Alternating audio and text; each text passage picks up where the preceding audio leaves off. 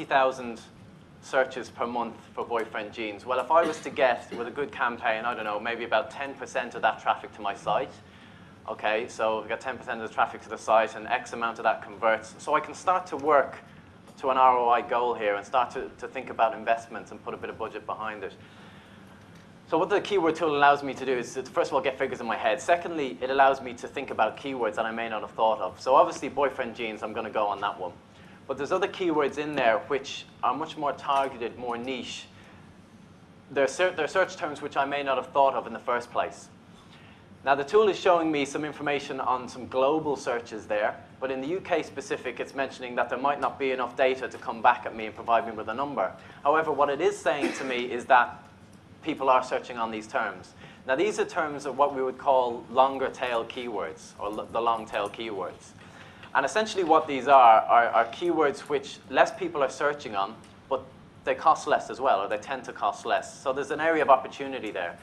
So maybe 2 or 3 years ago, if you were looking for flights to Zurich or something like that, you might go and type in flight Zurich.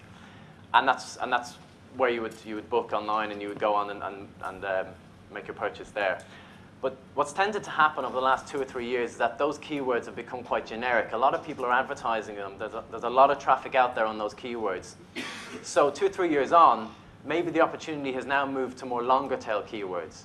So you might type in now Flight Zurich promo, Flight Zurich offer, Flight Zurich best deal, Flight Zurich, I don't know, whatever, and add a different word onto the end of it to try and find a more relevant result. So that's what we call the longer tail keywords, and tend to be a bit of opportunity on those, and they tend to cost less as well. So I'm going to add these keywords to a campaign, and you can just click add, and they'll go to the right-hand side. I might take maybe 5 or 6 as a starting point. And the tool will allow you to export those keywords then into an Excel sheet, and you can start to think about building a campaign from them. Now, the keywords are the foundations of a good campaign. So what the tool is also going to show me to do, if I go down to the drop-down box there, it provides me with numbers, and that's great. But it's also going to provide me with a range that I need to be prepared to bid. So it's all very well going onto Google and saying, fantastic, I want to do business on boyfriend cut jeans, and I'm going to bid a penny or 2 pence for my clicks. Well, what the tool is telling me here is that, well, that's not where the market is at. If you want to be competitive and drive traffic, the market is willing to pay a bit more than that. Now, Google doesn't set the prices for the keywords, but these are the prices that will provide a range for you to be competitive in. So if I want to be positioned on the first page, I need to be bidding around about the 80 pence per click mark, or maybe a bit more than that, to ensure a position on the first page. That's where people are searching. So what I'm going to do is to go onto an account now, and we've created a shell account with nothing in it, to take it a step further, to actually create an ad and create a small campaign just for this particular example. I suppose it's important to remember as well that we're just on my fake website, Boyfriend Jeans, and I've got one particular product line. But if you've got hundreds of product lines, thousands of product lines, different shapes, colors, sizes, cuts, you can imagine the amount of keyword research, bidding strategy, and text ads that you would need to create there. Quite complex, but for the purposes of the example, we're going to stick with the short one. So we select the language, obviously English, because I'm targeting the UK. And a lot of people will come to us and say, well, advertising on Google means I'm advertising to the world. And Ian referred to it earlier this morning. But let's say, for example, you didn't want to advertise to the world, or even just the UK, or even just England, or the Southeast. You wanted to advertise to just say 30-mile radius outside Reading. Well, fine, you can do that as well. You just select the radius, and your ads will show to just people searching in that radius. So I'm going to select England and move forward. So happy with that. And now it's going to prompt me to create my ad. So we want to show you a bit of insight from what we see of how users respond well to ads, and sort of best practice, tips and tricks, what draws users' attention, and to show you the difference between good ads and great ads. So I'm typing the ad here, or please type in the ad, and it's letting people know, first of all, it's relevant. I've got the boyfriend cut industry term here in my headline. So I'm putting that in straight away.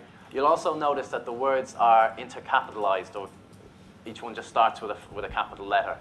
We've seen that users tend to respond better to that. It tends to draw the user's eye, and this tends to make your ad stand out a bit more prominently on the page. You've only got a short amount of character space here. I think it's 25 or 35 characters or so. So you really need to be punchy, compelling, relevant, attractive, and get as much information about your business or your product line as you can as possible. So I want to let them know, first of all, I've got good styles available. I might have different colors, different cuts, etc., sizes. So I'm getting that in there. I'm also putting a bit of monetary information. My prices start at £25.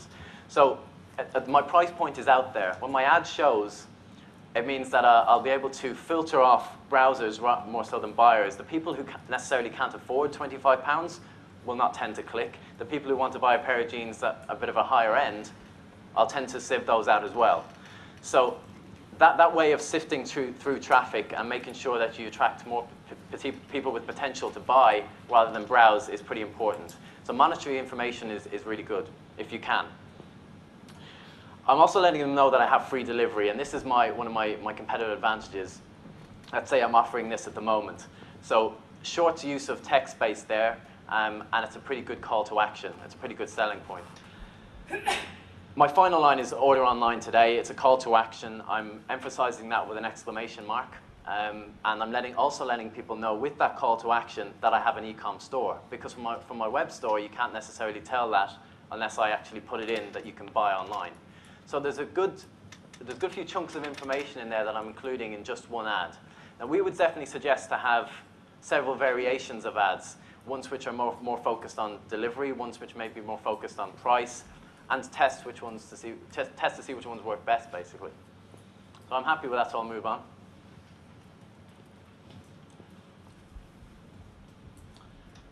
And now what I'm going to be asked to do is to say, well, the system's going to say to me, basically, yeah, you've got a good ad, great. We've got keywords in there, but you tell us exactly what to trigger on. So from my research on the Insights for Search tool and the Google AdWords keyword tool, I'm able to plug in the keywords that I selected from my Excel sheet or the ones I just copied down.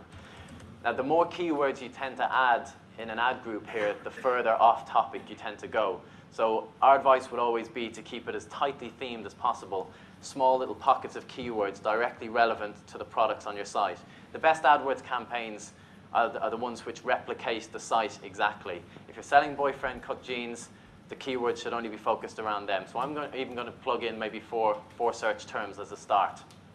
If I want to offer a different color of boyfriend cut jeans or a different size or another model, I should create a new ad group with more pockets of keywords. What I'm being asked to do now is to say, well, what sort of budget do I want to put behind it?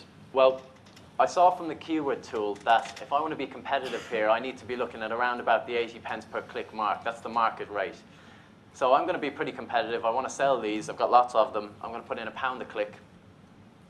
And that's the maximum cost per click I'm willing to pay. I also reckon that I could probably deal with, if I managed to sell well, about 200 orders per day, if that went for me, if it went for me that way. So I'll put in £200 a day as a maximum.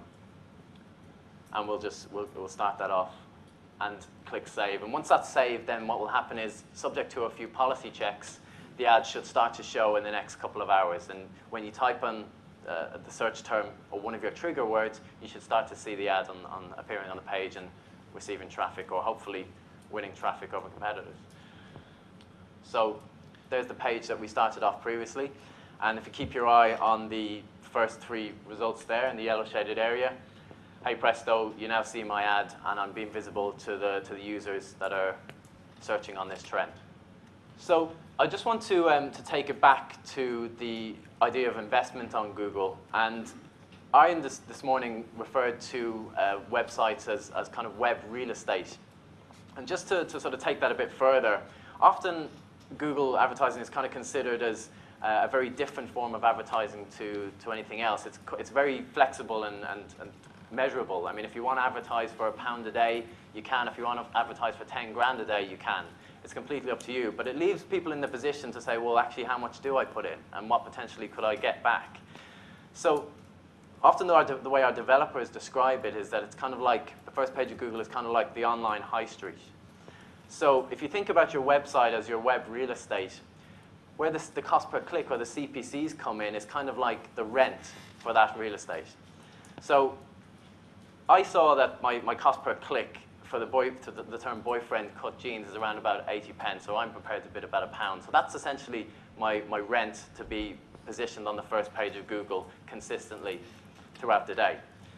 Now, the daily budget comes in as kind of like a limiter to the amount of clicks that you're willing to receive each day. And it's a kind of a cap.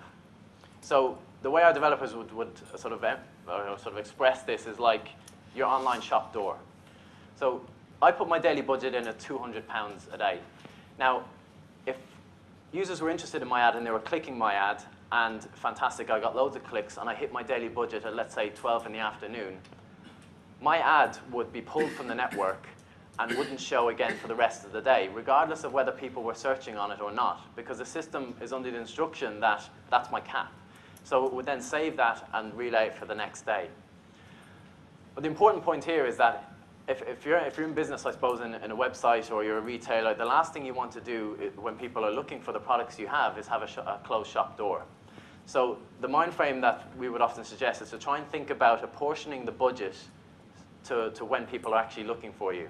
So if you think or you know that from the Insights for Search tool, or you think your customers might be searching throughout the day, maybe after work, at lunchtime, etc., that's where the budget should go. You should be keeping your shop doors open for the people when they're searching. And you can adjust your daily limit accordingly to certain times of the day as well. So important point there to think about not necessarily closing your shop door to people who are looking to buy from you. Okay. Thanks, Aidan. So what we've done in the past 20 minutes or so is just cover off what it really means when somebody does that search on Google. When they go to google.co.uk and look for something which is a business opportunity for you. We've had a look at that. What do the search results mean to you, to Google, and to the Google user? We've also had a look at how to identify those opportunities within your own industry.